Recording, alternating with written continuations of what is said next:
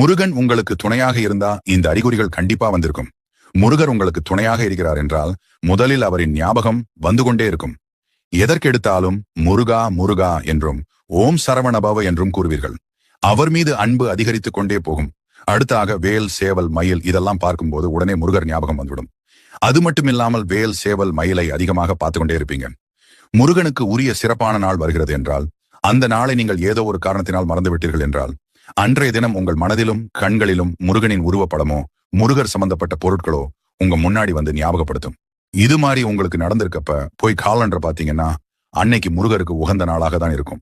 விசாக நட்சத்திரம், கிருத்திகை, செவ்வாய்க்கிழமை, சஷ்டி இது மாதிரி ஏதோ ஒரு நாளாக இருக்கும். நீங்க ஒரு கஷ்டத்துல இருக்கும்போது உங்களுக்கு உதவி செய்ய ஒருத்தவங்க வருவாங்க. அவங்க பேர் கண்டிப்பா முருகன் பேர்கள் உள்ள ஒருத்தவங்களாகத்தான் இருப்பாங்க. அடுத்து மனசுக்குள்ள ஏதாவது ஒண்ணு போட்டு குழப்பிட்டு இப்ப நம்ம எடுத்திருக்கக்கூடிய இந்த முடிவு சரியா தப்பான்னு குழம்பி தவிக்க